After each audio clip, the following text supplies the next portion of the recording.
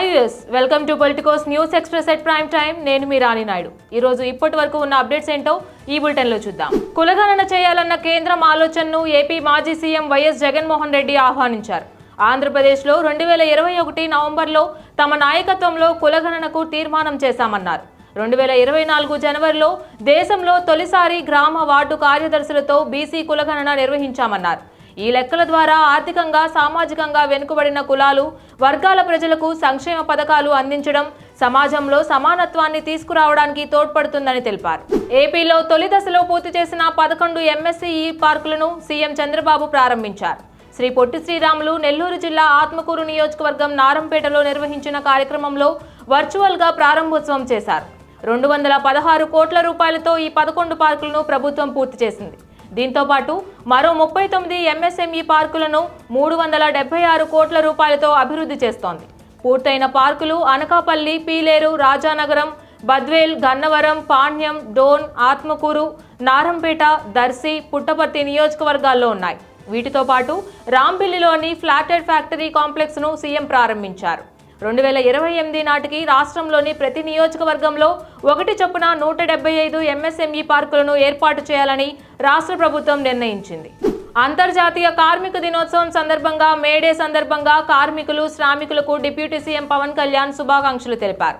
ఈ క్రమంలో ఇవాళ మంగళగిరి సీకే కన్వెన్షన్ లో పంచాయతీరాజ్ శాఖ ఆధ్వర్యంలో మేడే వేడుకలు ఘనంగా నిర్వహించారు. ముఖ్య అతిథిగా డిప్యూటీ సీఎం పవన్ కళ్యాణ్ పాల్గొని హాజరయ్యారు. పవన్ కళ్యాణ్ ఉపాధి హామీ కార్మికులతో మాట్లాడారు. అనంతరం ఆయన మీడియాతో మాట్లాడుతూ రక్తం ధారపోసి పనిచేసేవారు లేకపోతే ఏ నిర్మాణం జరగదు. మిగతా వృత్తుల్లో ఉన్నవారి మాదిరిగానే శ్రామికులు కూడా గొప్పవారే అని తెలిపారు. ఈ రోజు నుంచి ఉపాధి హామీ కూలీలు కాదు, ఉపాధి శ్రామికులు అని పిలవాలని చెప్పారు. దేశాభివృద్ధికి కృషి చేసే వాళ్ళు శ్రామికులు అవుతారు, కానీ కూలీలు కాదని పవన్ కళ్యాణ్ తేల్చి చెప్పారు. రాజకీయ ప్రేరేపణలకు తలొగ్గి సమ్మె చేయొద్దని ఆర్టీసీ కార్మికులను తెలంగాణ సీఎం రేవంత్ రెడ్డి కోరారు. సమ్మెతో ఆర్టీసీ దెబ్బతినే ప్రమాదం ఉందన్నారు. ఈ సంస్థ మీదే, కాపాడుకోవాల్సిన అవసరం ఉంది.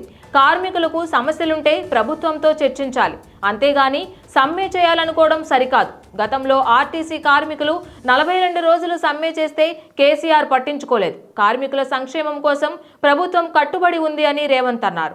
బీఆర్ఎస్ నేత కుమారుడి వివాహానికి పార్టీ అధినేత తెలంగాణ మాజీ ముఖ్యమంత్రి కేసీఆర్ దంపతులు హాజరయ్యారు. ఎర్రవెల్లి మాజీ ఎంపీటీసీ పెద్దోళ్ల భాగ్యమ్మ వెంకటయ్య యాదవ్ల కుమారుడు అయిన విష్ణువర్ధన్ వివాహానికి కేసీఆర్, శోభమ్మ దంపతులు హాజరయ్యారు. ఈ సందర్భంగా నూతన దంపతులను కేసీఆర్ దంపతులు ఆశీర్వదించారు. వివాహ వేడుకకు హాజరైన కేసీఆర్ కు వెంకటయ్య యాదవ్ కుటుంబం ప్రత్యేక కృతజ్ఞతలు తెలిపారు. కేసీఆర్ దంపతులు వచ్చి తమ కుమారుడిని, కోడలిని ఆశీర్వదించడం ఆనందంగా ఉందన్నారు.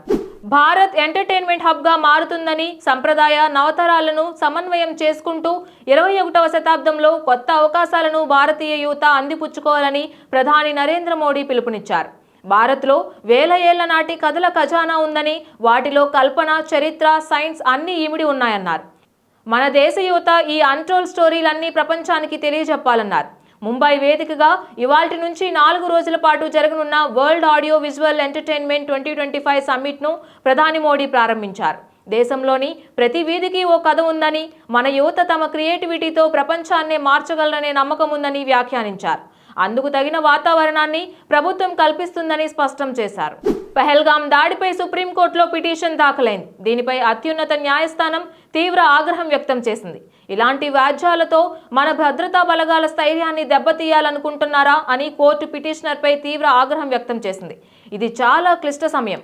ఉగ్రవాదంపై పోరులో ప్రతి పౌరుడు చేతులు కలపాలి. ఇలాంటి పిటిషన్లు దాఖలు చేసేటప్పుడు కాస్త బాధ్యతతో వ్యవహరించండి. అందులో సున్నితత్వాన్ని అర్థం చేసుకోండి. ఇలాంటి చర్యలతో మన బలగాల స్థైర్యాన్ని దెబ్బతీయాలనుకుంటున్నారా?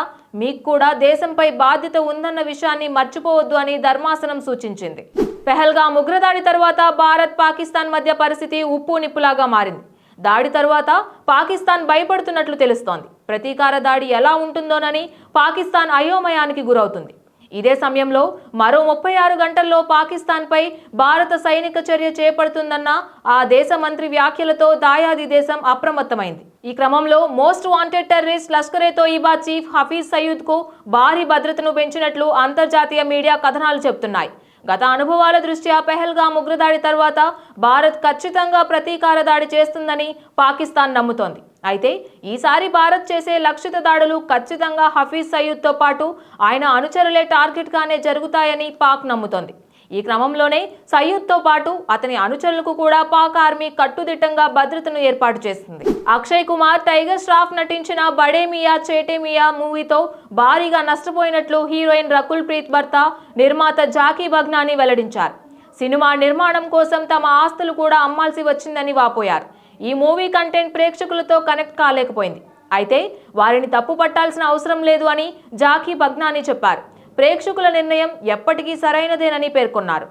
ముంబై ఇండియన్స్ జట్టు స్పిన్నర్ విఘ్నేష్ పుతూర్ గాయంతో ఐపీఎల్కు దూరమయ్యారు. అతడి స్థానంలో మరో అన్క్యాప్ ప్లేయర్ రఘు శర్మను 30 లక్షల రూపాయల బేస్ ప్రైస్ పై ముంబై జట్టులోకి తీసుకుంది. పంజాబ్కు చెందిన ఈ left arm spinner 11 first class మ్యాచ్లలో 19.59 యావరేజ్తో 57 వికెట్లు పడగొట్టారు. ఇవాళ జైపూర్లో రాజస్థాన్తో జరిగే మ్యాచ్ ముంబై తరఫున రఘు అరంగేట్రం చేసే అవకాశం ఉంది. అక్షయ తృతీయ రోజు బంగారం కొంటే మంచిదని భారతీయులు నమ్ముతారు. అందుకే ప్రతి ఏడాది అక్షయ తృతీయ సందర్భంగా భారీ స్థాయిలో పసిడి విక్రయాలు జరుగుతాయి. కాగా ఈ ఏడాది అక్షయ తృతీయకు బంగారం విక్రయాలు తగ్గాయి. బంగారం ధరలు భారీగా పెరగడంతో జనం కొనుగోలు చేయడానికి వెనుకంజ వేశారు. గతేడాది అక్షయ తృతీయ రోజు తులం బంగారం 72,300 రూపాయలు ఉంటే ఈ ఏడాది 98,000 రూపాయల వరకు ఉంది. దీంతో విక్రయాలు అనుకున్న స్థాయిలో జరగలేదని మార్కెట్ వర్గాలు పేర్కొన్నాయి. గతేడాది పండుగ రోజు 20 టన్నుల బంగారు విక్రయాలు జరగగా ఈసారి కూడా అంతే మొత్తంలో జరిగినట్లు తెలిపాయి. వీటి విలువ 18,000 కోట్ల రూపాయల వరకు ఉంటుందని అంచనా. ఇవి బులెటిన్ అప్డేట్స్. ఇక మరిన్ని అప్డేట్స్ కోసం keep watching Politicos media. Please subscribe to the channel and download the Politicos app from the links in the description.